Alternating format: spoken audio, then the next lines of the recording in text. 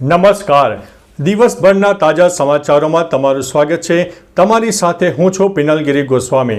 સમાચારો વિસ્તારથી જાણીએ એ પહેલા મહત્વના સમાચારો ઉપર એક નજર. મિત્રો, આજની વિડીયોમાં વાત થશે આદિવાસી પરિવારના ગૃહ પ્રવેશમાં પીએમ મોદીએ ભાગ લીધો, સૌરાષ્ટ્ર યુનિવર્સિટીમાં દારૂ અંગે ડીસીપીનો ખુલાસો, સીએમ ચૂંટાયા બાદ આતિશીનું પહેલું નિવેદન, 22.35 લાખ ભક્તોએ મા અંબાના દર્શન કરીને ધન્યતા અનુભવી છે, શિક્ષણના ધામમાં દેશી દારૂની ભઠ્ઠીઓ, ભાદરવી પૂનમનો મેળો એસટીને ફળ્યો છે, મતદાન માટે તૈયારીઓ પૂરજોશમાં, ભાજપ સામે મોરચો માંડનાર 8 સભ્યોને નોટિસ, ગાઝા પર હવાઈ હુમલો, 4 બાળકો સહિત 16ના મોત, અમદાવાદ પોલીસે એક જ દિવસમાં 14 પાસા હેઠળ કાર્યવાહી કરી, પીએમ સાથે મુલાકાત બાદ રાજ્ય કક્ષાના તમામ મંત્રીઓ મૂળમાં, અંબાજીનો મેળો, બનાસકાંઠા પોલીસ ખડેપગે તૈનાત, દીકરીને મેસેજ કરવાની બાબતે પરિવાર પર હુમલો, કોને સોંપશે મુખ્યમંત્રીનો ચાર્જ, હર્ષ સંઘવીનું નામ પણ મોખરે આવી રહ્યું છે. જ્યાં પથ્થરમારો થયો ત્યાં વાજતે ગાજતે બાપાની વિસર્જન યાત્રા નીકળી હતી. હવે મિત્રો, સમાચારો વિસ્તારથી. સુરતના સૈયદપુરામાં ગણેશ પંડાલમાં પથ્થરમારો કરવામાં આવ્યો હતો. તે વિસ્તારમાં ગણેશજીની વિસર્જન યાત્રા મોટા પાયે નીકળી હતી. પોલીસે તેમની પૂજા અર્ચના કરી. વિસર્જન માટે ગણેશજી જે ગાડીમાં સવાર હતા તે ગાડીમાં પોલીસે ખેંચી હતી. પોલીસ દ્વારા પુષ્પોથી ગણેશજીનું સ્વાગત કરવામાં આવ્યું હતું. મિત્રો, અન્ય મહત્વના સમાચારની વાત કરીએ તો કોને સોંપશે મુખ્યમંત્રીનો ચાર્જ, હર્ષ સંઘવીનું નામ મોખરે આવી રહ્યું છે. મુખ્યમંત્રી અમેરિકા જાય અને ચાર્જ સોંપવો પડે તેમ હોય તો હાલ સરકારમાં નંબર 2 મંત્રી તરીકે નાણામંત્રી કનુ દેસાઈ છે, જ્યારે નંબર 3 પોઝિશન પર પ્રવક્તા મંત્રી ઋષિકેશ પટેલ છે. આ બંને પૈકી એક પર ઇન્ચાર્જ મુખ્યમંત્રી તરીકેનો કળશ ઢોળાઈ શકે છે. જો કે મુખ્યમંત્રી કોઈને પણ ચાર્જ સોંપી શકે છે. તો ગૃહ વિભાગનો સ્વતંત્ર હવાલો ધરાવતા મંત્રી હર્ષ સંઘવીનું નામ પણ આ યાદીમાં અગ્રેસર છે. મિત્રો, અન્ય મહત્વના સમાચારની વાત કરીએ તો ગાંધીનગરમાં મોટી આદરજમાં 4 શખ્સોએ પતિ, પત્ની અને દીકરા ઉપર લાકડીઓ વડે હુમલો કર્યો. તમારો છોકરો અમારી દીકરીને મેસેજ કેમ કરે છે એમ કહીને લાકડીઓ લઈને તૂટી પડીને ગાડીના કાચ તોડી નાખતા મોટી સંખ્યામાં ગ્રામજનો એકઠા થઈ ગયા હતા. પરિવારને જાનથી મારી નાખવાની ધમકીઓ આપીને નાસી પણ ગયા હતા. આ અંગે પેથાપુર પોલીસે ગુનો નોંધીને તપાસ હાથ ધરી છે. મિત્રો, અન્ય મહત્વના સમાચારની વાત કરીએ તો ભાદરવી પૂનમ 2024 મહામેળામાં યાત્રિકોની સલામતી અને સુરક્ષા માટે બનાસકાંઠા પોલીસ ખડેપગે તૈનાત છે. ઉલ્લેખનીય છે કે અંબાજી ખાતે ચાલી રહેલો ભાદરવી પૂનમનો મેળો હાલ અંતિમ ચરણમાં છે. 5 દિવસમાં કુલ 22.35 લાખ ભક્તોએ મા અંબાના દર્શન કરીને ધન્યતા અનુભવી છે. ભક્તોની સુરક્ષા અને સલામતી માટે બનાસકાંઠા પોલીસ ખડેપગે તૈનાત છે. મિત્રો, અન્ય મહત્વના સમાચારની વાત કરીએ તો અમદાવાદથી પીએમ મોદી પોતાના જન્મદિવસે ભુવનેશ્વર જવા રવાના થયા હતા.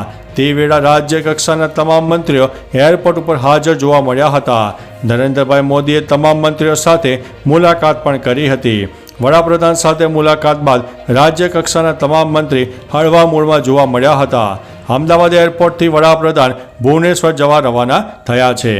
મિત્રો, અન્ય મહત્વના સમાચારની વાત કરીએ તો અમદાવાદ પોલીસે એક જ દિવસમાં 14 પાસા હેઠળ કાર્યવાહી કરી છે.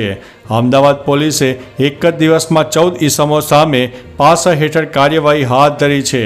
પોલીસે 9 મહિનામાં 665 પાસાની કાર્યવાહી કરી છે.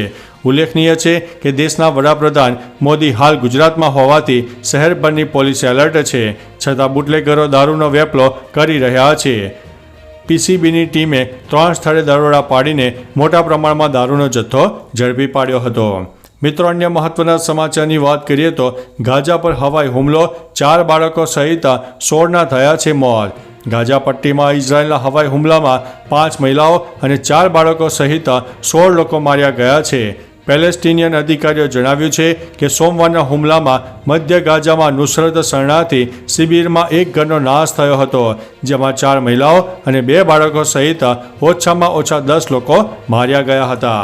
મિત્રો, અન્ય મહત્વના સમાચારની વાત કરીએ તો ભાજપ સામે મોરચો માંડનાર 8 સભ્યોને નોટિસ. બનાસકાંઠા લાખણી એપીએમસીમાં 8 સભ્યોને નોટિસ આપવામાં આવી છે, જેમાં ભાજપ સામે મોરચો માંડનાર 8 સભ્યોને નોટિસ આપવામાં આવી છે. પક્ષ વિરુદ્ધ ચૂંટણી લડનારને નોટિસ આપવામાં આવી છે. લાખણીમાં બળવાખોરોને ભાજપ સસ્પેન્ડ કરશે, જેમાં કેસાણી ચૌહાણની સામે મોરચો માંડ્યો હતો તથા ભાજપના જ આગેવાને સભ્યો ઊભા કર્યાની ચર્ચા પણ છે. મિત્રો, અન્ય મહત્વના સમાચારની વાત કરીએ તો મતદાન માટે તૈયારીઓ પૂરજોશમાં.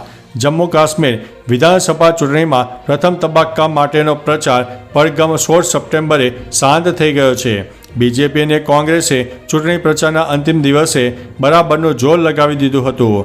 આ દરમિયાન કેન્દ્રીય ગૃહમંત્રી અમિત શાહે કિશ્તવાડ અને રામબન જિલ્લામાં 3 રેલીને સંબોધન કર્યું હતું, જ્યારે કોંગ્રેસે ચૂંટણી ઢંઢેરો હાથ બદલશે હાલત જાહેર કર્યો હતો.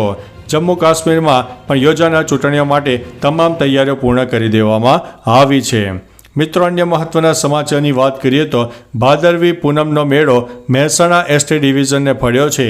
આ અવસરની ઉજવણીમાં દેશ વિદેશથી લાખોની સંખ્યામાં ભાવિકો માતાજીના દર્શનાર્થે અંબાજી યાત્રા કરતા હોય છે.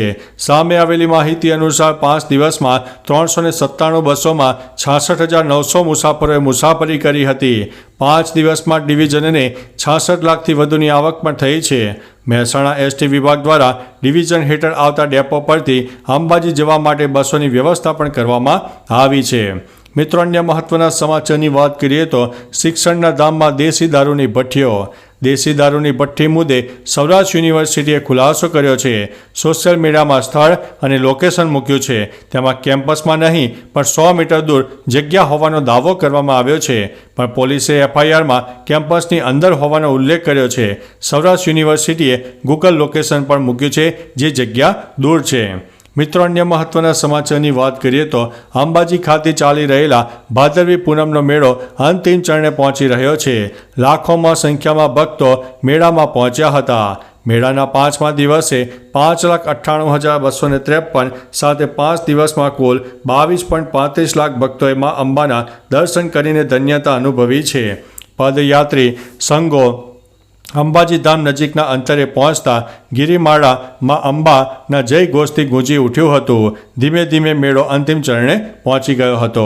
મિત્રો, અન્ય મહત્વના સમાચારની વાત કરીએ તો સીએમ ચૂંટાયા બાદ આતિશીનું પહેલું નિવેદન સામે આવ્યું છે. આપ દ્વારા મુખ્યમંત્રી તરીકે ચૂંટાયા બાદ આતિશીએ પોતાનું પહેલું નિવેદન આપતા કહ્યું છે કે કેજરીવાલે મારા પર વિશ્વાસ વ્યક્ત કર્યો છે, મને મોટી જવાબદારી સોંપી છે. કેજરીવાલની ધરપકડ ખોટી હતી. તેમની પાછળ સીબીઆઈ અને ઈડી તૈનાત કરી દેવામાં આવી હતી. અરવિંદ કેજરીવાલ દિલ્હીના મુખ્યમંત્રી છે. કેજરીવાલના નેતૃત્વમાં સરકાર ચલાવાશે. અમે કેજરીવાલને ફરીથી મુખ્યમંત્રી બનાવીશું. મિત્રો, અન્ય મહત્વના સમાચારની વાત કરીએ તો સૌરાષ્ટ્ર યુનિવર્સિટીમાં દારૂ અંગે ડીસીપીનો ખુલાસો. સૌરાષ્ટ્ર યુનિવર્સિટીમાંથી મળેલા દારૂને લઈને ડીસીપીએ ખુલાસો કર્યો છે, જેમાં જણાવ્યું છે કે રાજકોટમાં દેશી દારૂની ભઠ્ઠી સામેની ફરિયાદમાં પોલીસની મોટી ભૂલ હોવાનું સામે આવ્યું છે. ફરિયાદમાં કરેલા ખોટા ઉલ્લેખ અંગે ડીસીપી જગદીશ બાંગરવાએ કહ્યું છે કે પીસીએ પાડેલા દરોડામાં ભૂલ થઈ છે. પીએસઓથી ભૂલ થઈ છે, જે અંગે તપાસ કરાશે. તેમાં સૌરાષ્ટ્ર યુનિવર્સિટી કેમ્પસમાંથી દારૂ મળ્યો નથી. પોલીસ કર્મીની ભૂલ થઈ ગઈ છે. મિત્રો, અન્ય મહત્વના સમાચારની વાત કરીએ તો આદિવાસી પરિવારના ગૃહ પ્રવેશમાં પીએમ મોદીએ ભાગ લીધો છે. પીએમ મોદીએ 74મા જન્મદિવસ નિમિત્તે ભુવનેશ્વરમાં આદિવાસી પરિવારના ગૃહ પ્રવેશમાં ભાગ લીધો હતો. ભુવનેશ્વરના જનતા મેદાનમાં સુભદ્રા યોજનાની શરૂઆત કરવામાં આવી છે. આ પછી જનતા મેદાનમાં લોકોને સંબોધન કરતા કહ્યું કે એક આદિવાસી પરિવારના ઘરે ગયો હતો. દર વર્ષે મારા જન્મદિવસ પર માતાના આશીર્વાદ લેવા જતો હતો. આ વખતે માથા નથી, પરંતુ આ વખતે એક આદિવાસી માતાએ મને ખીર ખવડાવી છે. તો ચાલો મિત્રો, ફરીથી દેશ અને દુનિયાના સુપરફાસ્ટ સમાચાર લઈને મળતા રહીશું. ત્યાં સુધી અમને રજા આપશો. નમસ્તે.